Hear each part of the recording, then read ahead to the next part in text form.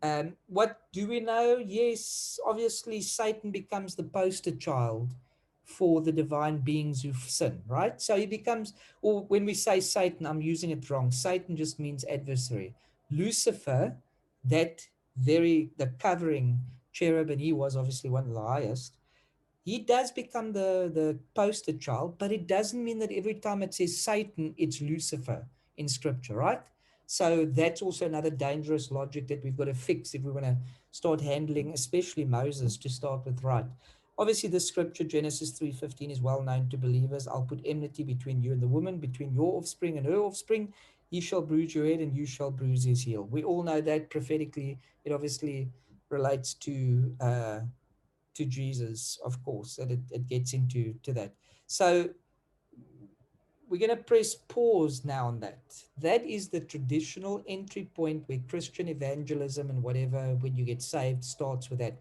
I've already shown you very briefly. I don't expect you to be jumping off the walls with excitement because you've got such a deep understanding now of that initial part of scripture.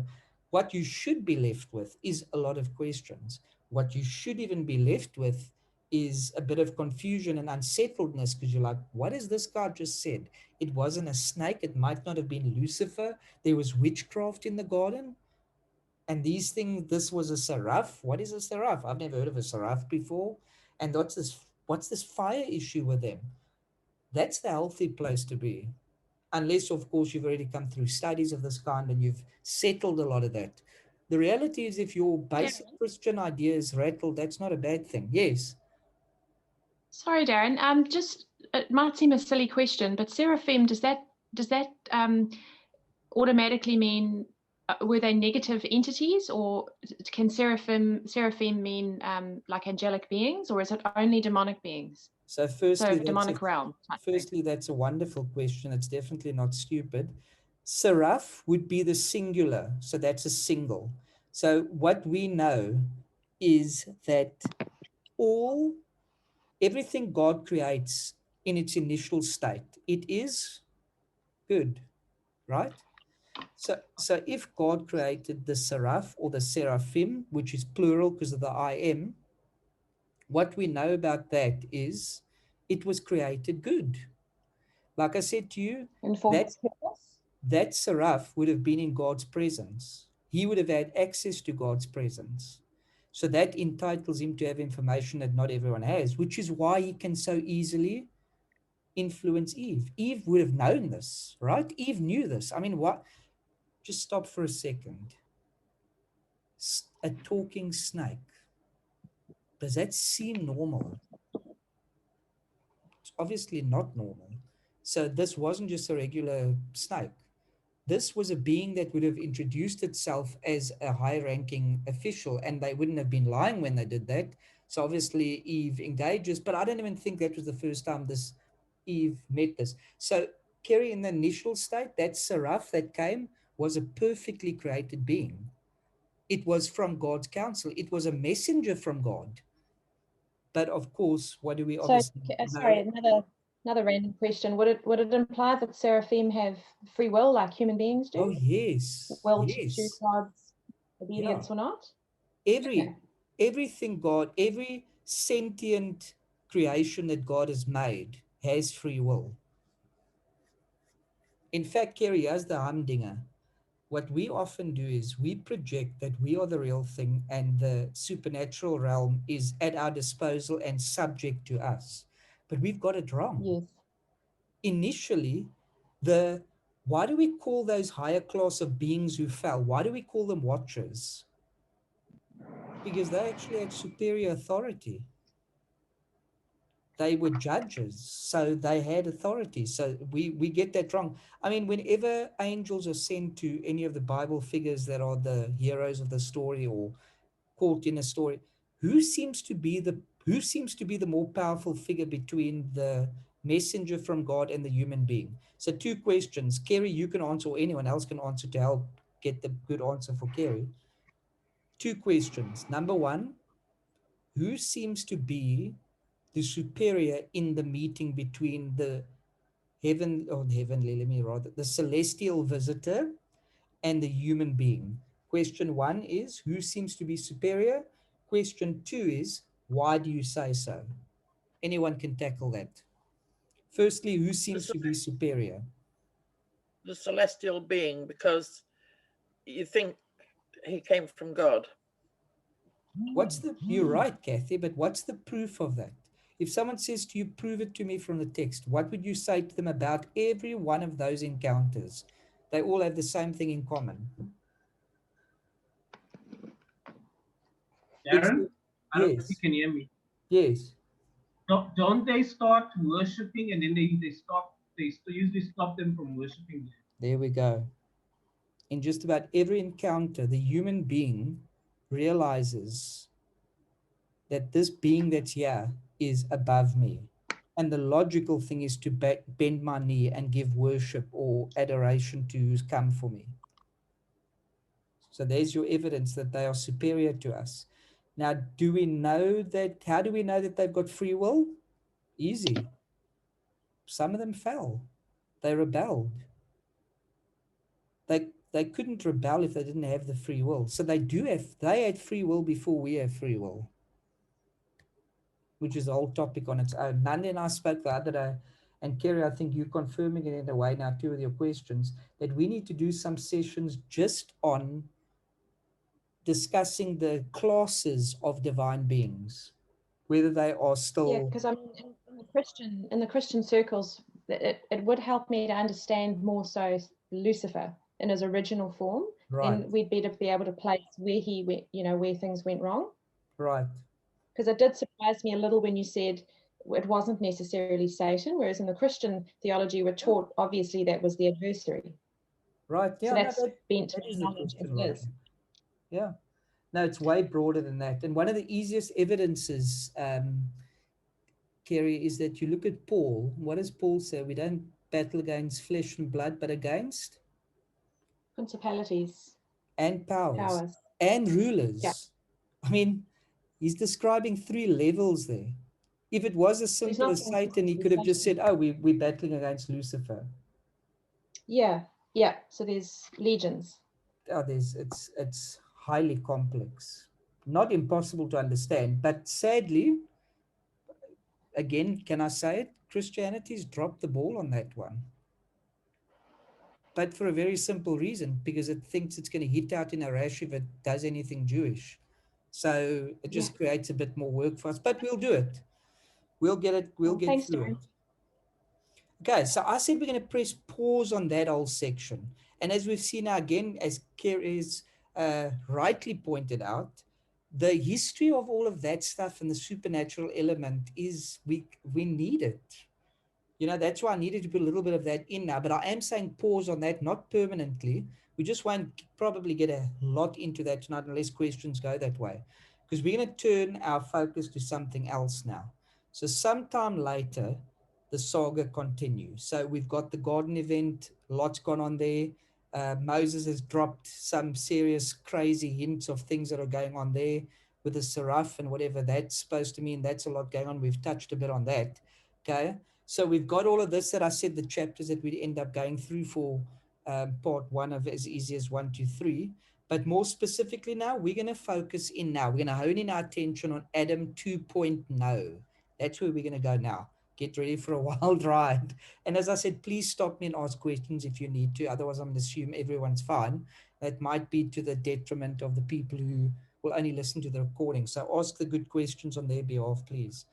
So we start with a quote from Leviticus 18, verse 3, and it says, "You shall not do as they do in the land of Egypt where you lived, and you shall not do as they do in the land of Canaan, to which I'm bringing you." So what are the 2 key kingdoms, locations? Let's use my terms. If you picked up my subtle reference to Star Wars and the striking the empire, let's use that word, empire.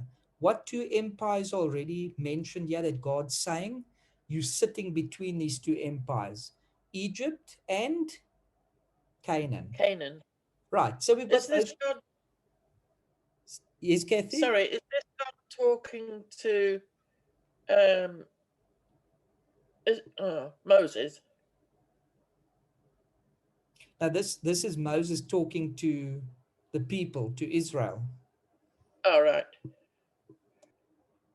So obviously Moses is speaking on God's behalf, and that's why it's documented as such. So Moses is saying, God's saying, we can't do what we saw in Egypt, and don't do what you're going to find in Canaan. Right? So something's going on in Canaan too, and you got to realize that that's a big deal here. So in order to make sense of that, just imagine we're watching now, like we're watching a movie, like we were watching The Empire Strikes Back of Star Wars or whatever, and you got the remote control in your hand. Because now to make sense of that, we're going to have to rewind, okay?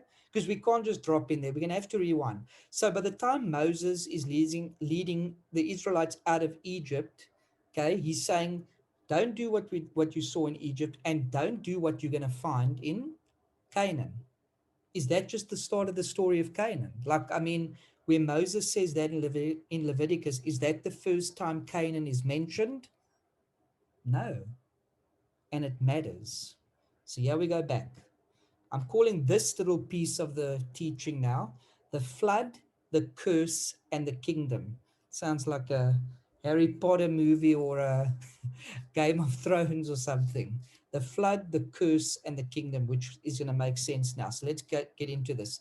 Genesis 9, verse 1. And God blessed Noah and his sons and said to them, be fruitful and multiply and fill the earth. Tell me why that sounds familiar or interesting.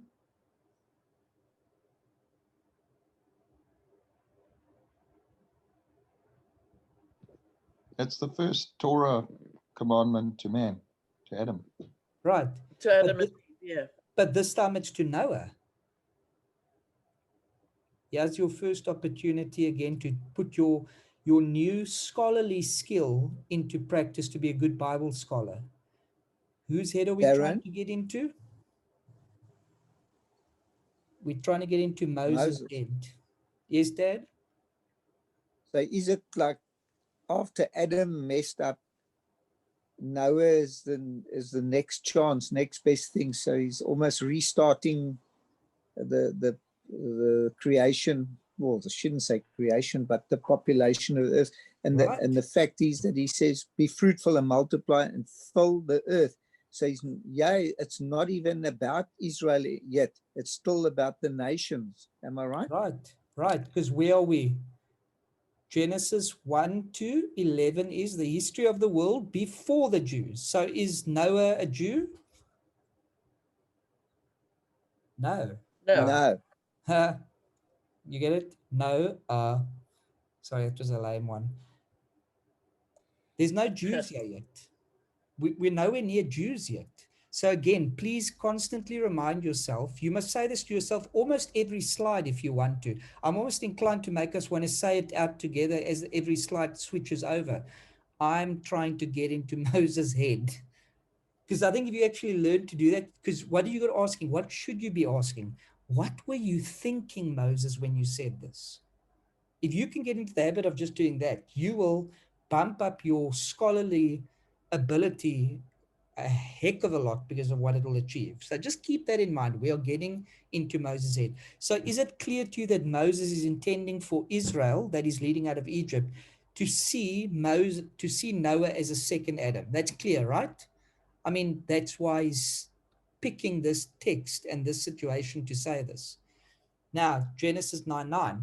Behold, I will establish my covenant with you and your offspring after you. This is talking to Noah. And with every living creature that is with you, the birds, the livestock, and every beast of the earth with you, as many as came out of the ark, it is for every beast of the earth. Now, when you hear the Sunday school version of this, what's the only things you tend to get told to focus on? There was a big boat. Somehow all these animals walked in with fantastic artwork to help your imagination. They all got onto their ark, walking next to each other very carefully and nicely together, right? That's what you focus on. Can anyone see the glaringly, shockingly obvious element in this text that's on your screen right now that tells you something about the seed wars situation?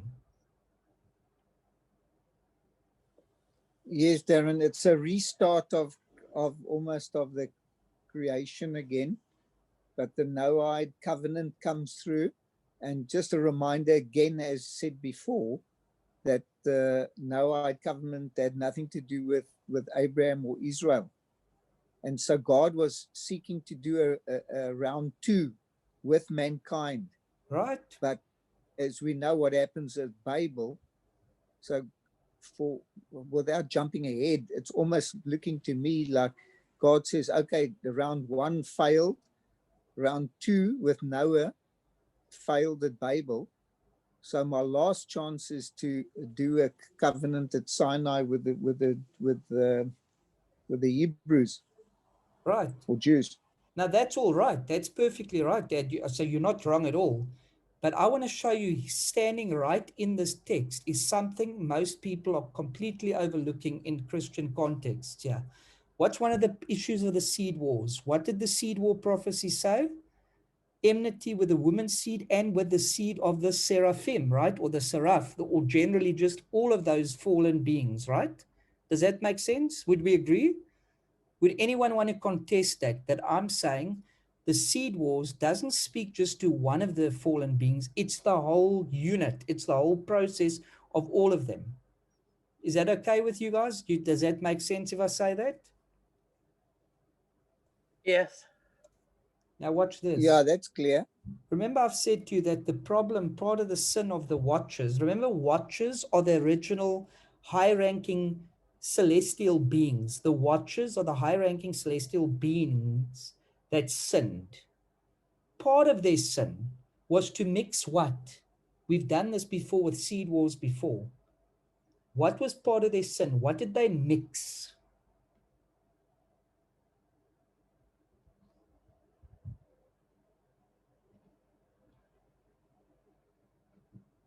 The clue Well, is in Darren, they the name. cohabitated with the female Right, of and the not earthly just that. people, which they weren't supposed to. Right. Not only did they just mix incompatible seed that wasn't supposed to mix, like or divine with human. Now let's quickly stop right here because this is what Christians always say. So I can imagine someone's going to be listening to this on the audio and they're going to immediately say, yeah, but Jesus said angels can't have sex. Jesus never said angels can't have sex. He just said that they don't need to, because of the position they hold, which is actually evidence of the fact that when they did, it was wrong. We are created in the image of the supernatural beings, according to Genesis 1 that says, let's create man in our image. Obviously, it's God, but his divine counsel, these other celestial beings are around him. Tell me, when angels come down to human beings, do they look like goats or like trees? Or what do they look like when they visit human beings? What do they look like? The messengers from God. What form do they have? Oh, Son of Man, which is men. Right. Human. So they look human, but maybe we've got it wrong, right? Maybe it's us who looks like them in a corporeal form. Doesn't that make better sense? Who came first? They did. So who's modeled after who? It's us modeled after them, not them after us. And I know that's a big one to get around. We'll have to tackle that again when we actually do talk about the celestial beings. The point is, part of what the watchers did was not only have sex with women, which is what God didn't want. It's an abomination. He didn't want them to do it. It's not that they couldn't do it. He didn't want them to do it. They weren't supposed to, but they did. That's why they sinned. That's why they rebelled, and they've been punished, which is what Jude and Peter Aaron? mention. Yes? Sorry to interject there. It's just a light bulb moment went on in my head now. And tell me if I'm on the right track. I think I don't want to preempt in a way what Go you're going for to it. say. But I see where you're angling. So you're saying that we are made in their image, so they could take on the form of a human. They had reproductive organs which they could procreate with the women of the earth, who they. Right.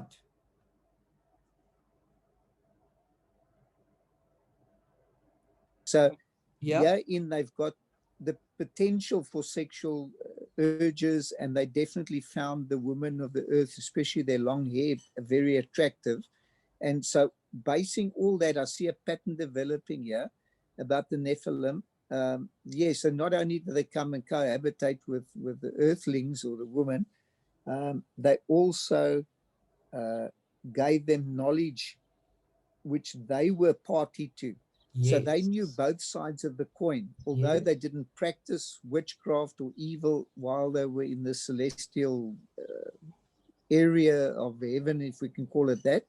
They had the knowledge of all of this. They knew about abortion, they knew about makeup for the women, Right. and the art of war and all that. So now I'm seeing a thing when the Nephilim tempted Eve, not the Nephilim, when the seraphim, Watchers. Yeah. the watchers tempted Eve, or that the seraph came to Yes. her. He was dangling the carrot That's it. of knowledge ahead of Yes. her. So he was basically taking the book of Enoch as we know it and dangling that and saying, oh, look what I've got. I've got some pretty neat stuff I can show you. Exactly. And is that where it started going wrong? That's right. That's it. That's what they were doing. And that was enticing. That was enticing to, I mean, I think of this as a gamer all my life, from the Atari to everything. There always used to come out these books that you could buy from Nintendo or whatever. And what did they always have in it? Cheats. So the cheats told you how to find shortcuts through the game, how to unlock superpowers that not everyone would find. Like you had to go, Gary, I don't know if you can remember with the Mario Brothers, with one of them on one of the stages, if you ran past the flag or something, it unlocked a whole new universe, which is quite ironic that you then travel to another universe in the game. Or on a certain part of the game, you hit A and B quickly, and it took you right till the last stage of the game. You jumped like through that. They obviously, the game had worlds. You jumped over like 7 worlds to get to the end. And because human beings are limited in our knowledge and we lack in power, we get hungry for it when it's offered to us. It is tempting because it's viable. It's not tempting because we don't care. It's tempting because it's viable. So that's part of what they did. So Dad, that you're on the right track. That's exactly it. And you see, here's the thing. Moses' audience knew this. So when he tells them seraph and they see nachash, or they see the word nachash, which again, as I say, translates into English as serpent, what do they automatically see? Oh, my word, witchcraft, idolatry, magic, the wrong kind, right? So they see all of that. But there's something extra that they did, which is on the screen. Has anyone picked it up yet?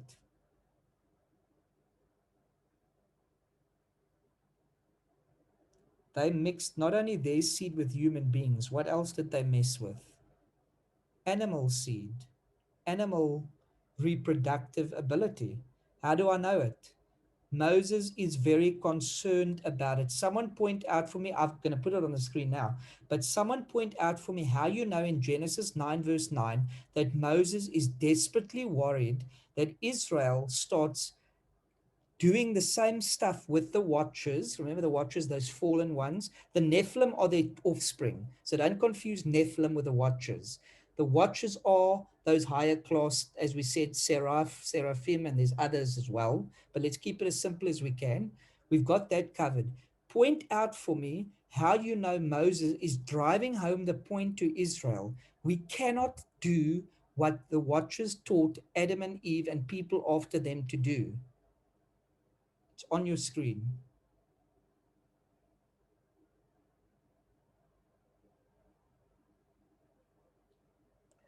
For every beast of the earth, he underlines that. Right. Check this, Kathy. So when you read this, what do you see? Covenant with your offspring. Oh, great. That's it. Eh? I mean, that's what it looks like. Covenant with your offspring. Story over. No. I will establish my covenant with you and your offspring after you. What? And with who? Yeah, every living creature. What is going on here? Why does God need to have a covenant with living creatures? Why does Moses need to point out that God is starting again, even covenanting with animals? Who wants to tell Maybe me? it's so that we could train them, or I don't know. Yeah. Kathy, it's because prior to this, the Watchers had mixed animal seed across species that weren't supposed to be mixed, or they mixed it with human beings, which wasn't supposed to be mixed. If you remember from the original Seed Wars series, I taught you all about the word chimera, which is the idea of half animal, half human.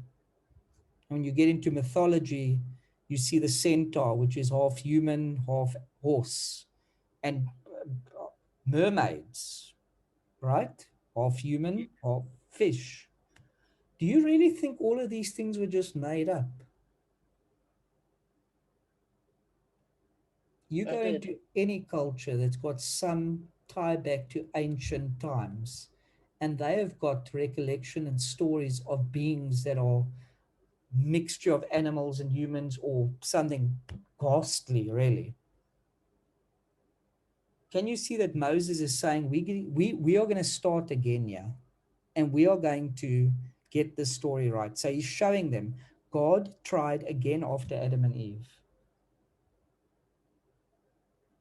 So covenant to be cut with animals. I mean, why would you need to do that? Only because something has been screwed up before that, and we know what that something is. Now we move on. So remember in Moses said, here's what he's trying to do. He's trying to tell us what happened, the seed wars story. He's going to build on the content of the seed wars. Please, again, stop me when you need to. Now in Genesis 9:18, the sons of Noah went forth from the ark were Shem, Ham, and Japheth. Ham was the father of Canaan. Just quickly stop for a moment and think about what's going on here. This is in Genesis 9, verse 18. Shem, Ham, and Japheth. Why are we jumping all the way to Canaan? Do you realize that we're making a huge jump, that Moses is taking a huge jump here?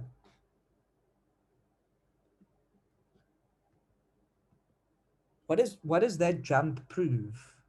Do you know what that jump proves? That Moses is compiling information with the future already in mind.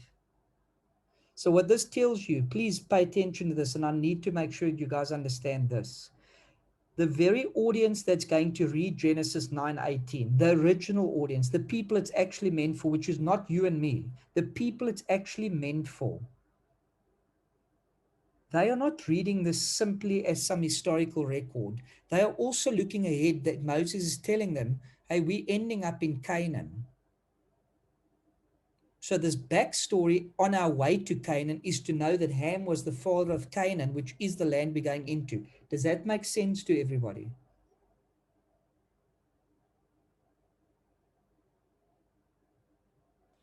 Are you saying that Ham settled in Canaan? I'm saying Ham, that was with Noah, is literally the father of Canaan, who will then become a progenitor of a whole lot of people that will end up in Canaan. Now, Canaan's a whole lot of groups of people, as we'll find out later too. But the point is, Kathy, at this point, he's telling you the story of Shem, Ham, and Japheth. There's no Jews even yet. So Canaan's not even an official land yet in the story as it's happening in Genesis 9. Yet Moses is talking and putting this little extra like footnote to say, hey, just remember at this point, this Ham guy is the father of Canaan, the kind of people we are about to go and meet with soon, and they're not good people. Now, Darren, Ham being the father of Canaan, this would indicate, we know through the conquest of the promised land and the spies report, there was already giants in Here we Canaan. go. You're on the right track. So something happened with Ham, must have been in cahoots with, I don't know, something dark happened there. You're on the right track. Hold that thought, keep that thought going so you can track with me and help make this even more amazing than it's going to be already. So keep